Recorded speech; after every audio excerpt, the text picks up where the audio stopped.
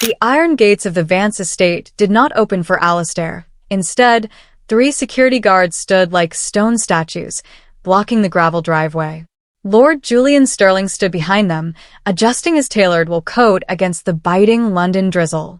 He held a single brown envelope.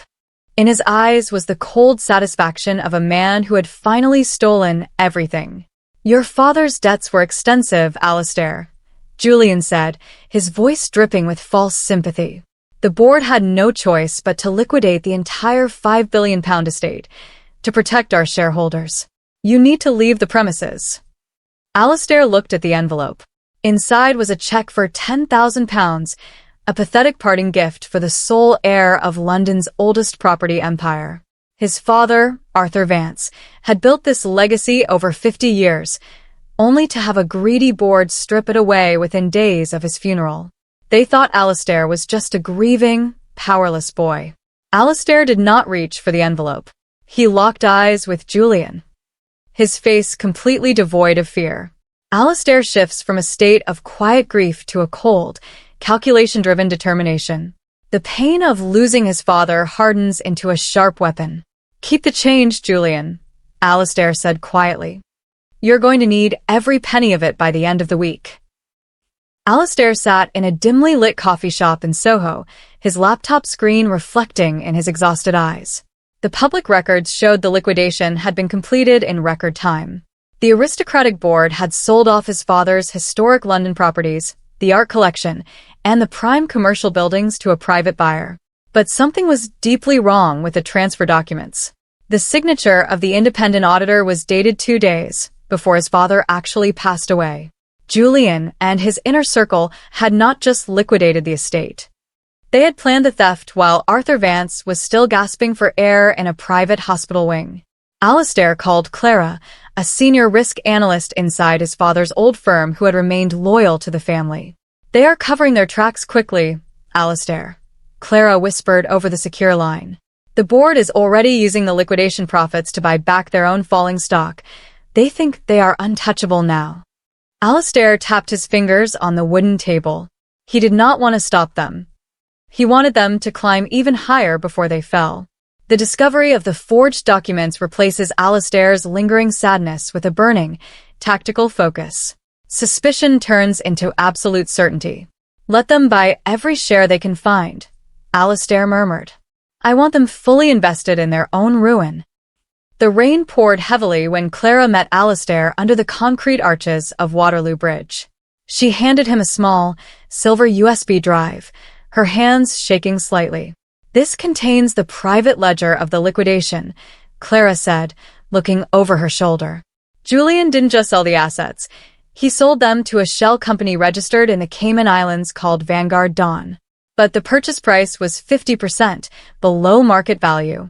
So Julian bought the estate from himself, using offshore money, Alistair concluded, a dark smile spreading across his face.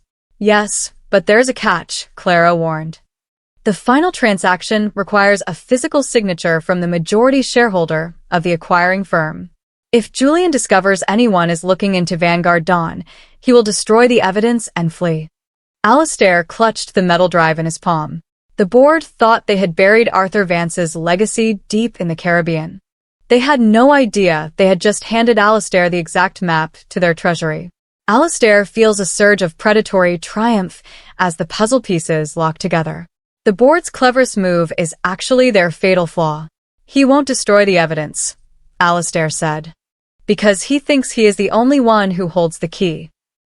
Inside the mahogany-paneled boardroom of Sterling Vance Holdings, the champagne flowed freely. Lord Julian raised his crystal glass to the other 4 members of the aristocratic board. They had successfully absorbed the £5 billion estate, securing their personal fortunes for generations. To Arthur Vance, Julian toasted, his tone mocking. "A great man, but far too sentimental for the modern market. His son is probably halfway to Europe by now, living off our generous handout." The board members laughed, draining their glasses. They had already initiated the next phase of their plan, using the newly acquired assets to secure a massive loan from the Bank of England. With that capital, they would finalize their monopoly over the London luxury real estate market. None of them noticed the small red light blinking on the smart television mounted on the wall. The boardroom camera was active, streaming their celebratory confession directly to a private server. The arrogance of the board creates a profound sense of disgust, setting up an intense desire for psychological justice. Julian smiled at his reflection in the window, completely unaware that his victory speech had just been recorded. Alistair watched the live stream from a hotel room overlooking the Thames. He downloaded the high-definition video file, saving it alongside the financial data from the encrypted drive. The trap was set, but a sudden alert on his phone shattered his calm. The Bank of England had just approved the board's loan. With £5 billion in fresh capital, Julian's firm was now shielded against standard hostile takeovers. If Alistair tried to attack them through the public market now, his own capital would be swallowed whole. The board had secured their defense before he could launch his strike. Alistair stood up and paced the small room. He had underestimated Julian's speed. The board was moving to finalize the asset transfer by noon the next day, which would legally seal the liquidation forever. Alistair experiences a sharp moment of pressure. The ticking clock forces him to abandon his slow-burn plan and take a massive, dangerous gamble. He picked up his phone and dialed a number he had sworn never to call again. 2 hours later, Alistair sat in a private booth at an upscale Mayfair restaurant. Sitting across from him was Dominic, the board's chief financial officer and Julian's closest ally. Dominic looked nervous, his eyes darting toward the exit. "You shouldn't have contacted me, Alistair," Dominic hissed. "If Julian sees us, I'm ruined." Alistair slid his tablet across the table.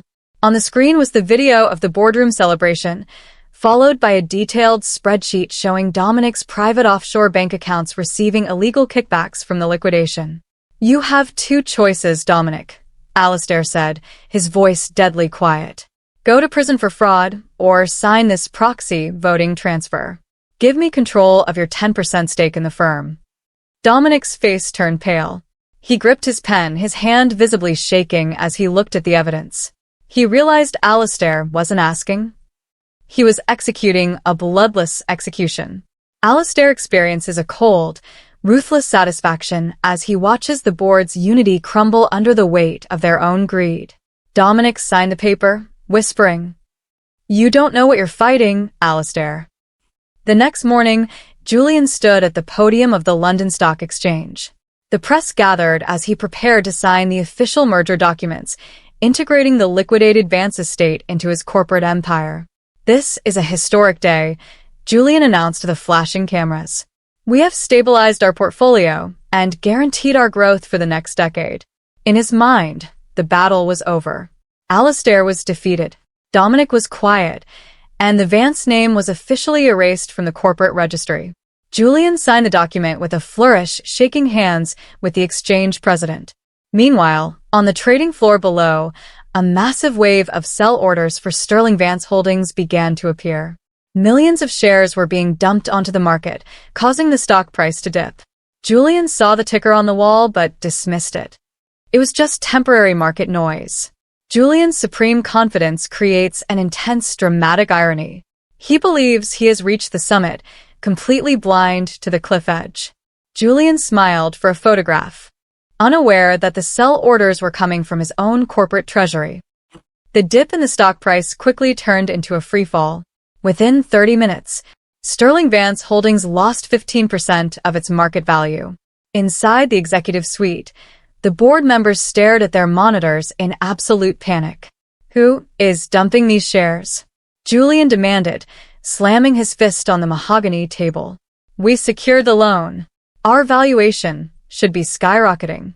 "It's not just a dump, Julian," the head trader replied over the speakerphone, his voice crackling with panic. "Someone is buying them up instantly through dark pools. They are absorbing every single share we lose." "Who is the buyer?" Julian roared. "The entity is registered as Vanguard Dawn," the trader said. Julian's breath caught in his throat. Vanguard Dawn was his own offshore shell company, the one he had used to buy the Vance estate. But he hadn't authorized any share purchases. Someone had hijacked his own corporate vehicle to buy his own firm. The sudden shift from triumph to absolute confusion strikes the board. The very weapon they built is now pointing directly at their chests. Trace the IP address of the purchasing server, Julian ordered. Now. The search for the buyer led directly to an office building in the heart of London's financial district. Julian and two of his personal security guards bypassed the reception desk, storming into the penthouse suite of Vanguard Dawn's legal representatives. Julian kicked the double doors open, expecting to find a rival billionaire or a rogue board member. Instead, the office was quiet. Sitting at the massive glass desk was Vance. He was calmly sipping a cup of black tea, a stack of legal documents resting neatly in front of him. Behind him, the digital boards displayed the real-time ownership structure of Sterling Vance Holdings. "You're late, Julian," Alistair said, placing his teacup down without making a sound. "What is this game, Alistair?" Julian sneered, trying to hide his growing unease. "You don't have the capital to buy this firm. You're broke." Alistair slid a document across the desk. It was a certified bank statement from his father's private Swiss trust. The revelation of Arthur Vance's secret defense fund destroys Julian's illusion of control, replacing his anger with cold dread. "My father knew you were corrupt, Julian," Alistair said. "He left me £5 billion that you never even knew existed." Julian stared at the Swiss bank statement. The trust had been established 30 years ago, completely insulated from the London estate's corporate debt structure. Alistair had used those hidden billions to fund Vanguard Dawn. "You think this changes anything?" Julian spat, trying to salvage his dignity. "The board still holds 51% of the voting rights. You cannot force us out." Alistair opened his laptop and turned it toward Julian. The screen displayed the proxy voting registry. "Dominic transferred his 10% to me yesterday," Alistair explained calmly. "And, with the shares I purchased on the open market this morning during your little press conference, my total ownership of Sterling Vance Holdings now stands at 52%. Julian felt the air leave his lungs. The hostile takeover was already complete. The company no longer belonged to the aristocratic board. It belonged to the son of the man they had betrayed. Alistair asserts absolute dominance over his father's killer, shifting the power dynamic permanently in his favor. "You are standing in my office, Julian," Alistair said. "And you do not have permission to be here." The emergency board meeting was called for 3 o'clock. The board members sat in silence as Alistair walked in, accompanied by a team of independent forensic accountants and corporate lawyers. Clara sat at Alistair's right hand, holding a stack of termination agreements. Julian sat at the end of the table, his eyes bloodshot, his expensive tie loosened. "We can reach an agreement, Alistair," Julian pleaded, his voice cracking. "We can merge the assets. You can take the chairmanship." "There will be no negotiations," Alistair replied. He gestured to Clara, who began distributing the papers. "This is a restructuring. Effective immediately, the board is dissolved. Your personal shares are being confiscated under the company's bad lever clause due to corporate fraud." One by one, the board members looked. "Treatment your £5,000 would have paid for." Ethan flinched, as if he had been struck. The realization of what his greed had truly caused seemed to crush him entirely. He didn't say another word. He let the guards lead him out of the boardroom, his head bowed, his legacy completely erased. The room remained quiet for a long moment. Sophia looked at Alex, a deep respect in her eyes. "What happens now, Mr. Vance?" "Now we rebuild," Alex said, walking over to the head of the table. "We fire the corrupt, we compensate the clients who were cheated, and we run this company with integrity. But first, I have one piece of business to take care of." Alex experiences a deep, cleansing sense of relief as the ghost of his mother's memory is finally honored. Alex picked up his phone and made a call to the federal prosecutor's office. By the next morning, the news of the $12 billion buyout had hit the global markets. But the financial news was quickly overshadowed by the arrest of Ethan Sterling.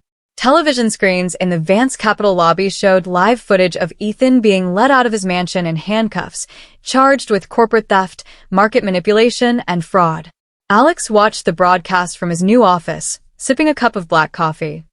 For 10 years, he had imagined this day, thinking he would feel a wild, roaring sense of triumph. Instead, he felt a quiet, profound stillness. The justice was cold, precise, and absolute. Sophia walked into the office, holding a folder of new project proposals. The transition is complete, Alex. The market has reacted incredibly well to the buyout. Our stock is up 15%. Good, Alex said, turning off the television. Let's make sure we keep it that way. Alex feels the final remnants of his anger dissolve, replaced by a focused, forward-looking determination. Sophia smiled, placing a new contract on his desk. Your old algorithm is now officially registered under your mother's name, Charlotte. The offices of Sterling International, now renamed Vance Holdings, were filled with a new energy. The toxic culture of fear and arrogance that Ethan had cultivated was being dismantled day by day. Employees worked with a sense of purpose, knowing their ideas were valued and their efforts respected. Alex walked through the open-plan office, stopping to talk to a group of young interns who were working on a new data model. He listened to their ideas, offering constructive feedback and encouragement. He saw himself in their eager, nervous faces, but he knew their journey would be different. They would not have to fight the monsters he had fought. Keep working on this, Alex told them, handing back their tablet. If it works, we will fund it.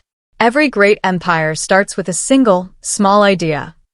Alex feels a deep warmth in his chest, realizing he has broken the cycle of abuse and created a better world for others. He walked out onto the rooftop terrace, looking out over the city as the sun began to rise. The air was crisp and clean on the rooftop, carrying the scent of rain and the distant hum of London starting its day. Alex stood at the glass railing, the wind rustling his hair. He reached into his pocket and pulled out the old, folded contract from 10 years ago, the one Ethan had mocked and rejected. With a flick of his wrist, he let the paper go. It caught the wind, spinning and dancing in the air before disappearing into the canyon of buildings below. He didn't need it anymore. The past had been paid for, the debt had been collected, and Charlotte's name was finally honored in gold. He turned his back on the old empire and walked toward the future, finally free of the weight he had carried for so long. Alex experiences complete, unburdened peace as he lets go of his past and steps into his new life. Some people demand respect with a title, but true power is built from the ashes they thought you would burn in.